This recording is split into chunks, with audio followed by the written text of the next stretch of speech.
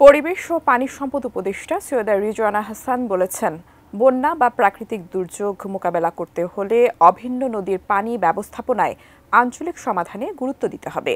সেটা না করা হলে বাংলাদেশকেই সীমিত সম্পদ দিয়ে সমস্যার সমাধান করতে হবে। রাজধানীর ব্র্যাক সেন্টারে মানুষের জন্য ফাউন্ডেশন আয়োজিত নারীর ক্ষমতায়নের মধ্য দিয়ে জলবায়ু সহিষ্ণু সমাজ প্রতিষ্ঠা প্রকল্পের বার্ষিক সম্মেলনে একথা বলেন তিনি। সাম্প্রতিক বছরগুলোতে কয়েকটা বড় বন্যার সাক্ষী হয়েছে বাংলাদেশ। এর জন্য অতিবৃষ্টির পাশাপাশি উজান থেকে নেমে আসা ঢল দায়ী। বেশিরভাগ ক্ষেত্রে উজানের দেশের বাঁধ খুলে দেওয়ার তথ্য না থাকায় বন্যার ক্ষয়ক্ষতিও ছাড়িয়ে গেছে রেকর্ড। খাদ্য উৎপাদনে যার প্রভাব পড়েছে সরাসরি। রোববার রাজধানীতে অনুষ্ঠিত এক সম্মেলনে এ ধরনের প্রাকৃতিক বিপর্যয় রোধে আঞ্চলিকভাবে সমস্যা সমাধানের গুরুত্ব আরোপ করেন বক্তারা। সাংবাদিকদের সঙ্গে আলাপকালে পরিবেশ, বন ও জলবায়ু পরিবর্তন বিষয়ক উপদেষ্টা সৈয়দা রিজওয়ানা হাসান বলেন, জলবায়ু পরিবর্তনের ফলে বদলে যাচ্ছে দুর্যোগের ধরনও, যার সমাধানে গুরুত্ব দেওয়া উচিত অভিন্ন নদীগুলোর সঠিক ব্যবস্থাপনায়।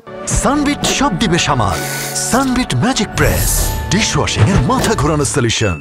যদি আমরা সমাধান খুঁজি, এক হচ্ছে আমাদের আন্তর্জাতিক পরিমণ্ডলে জিরো কার্বনের নীতিতে যেতে হবে, হ্যামার করতে হবে এবং সেখান থেকে লস অ্যান্ড ড্যামেজের টাকা আনতে হবে।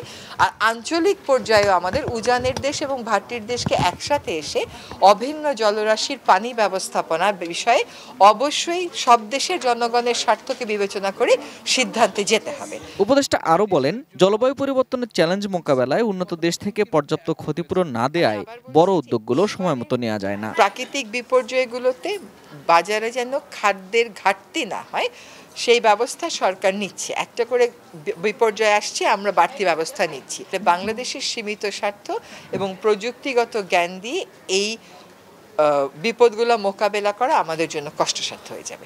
অনুষ্ঠানে নারীর ক্ষমতায়নে বিশেষ অবদান রাখায় দেশের বিভিন্ন প্রান্ত থেকে আসা 5 জন নারীকে বিশেষ সম্মাননা প্রদান করা হয়। Ferdous Rahman, ATN news, Dhaka.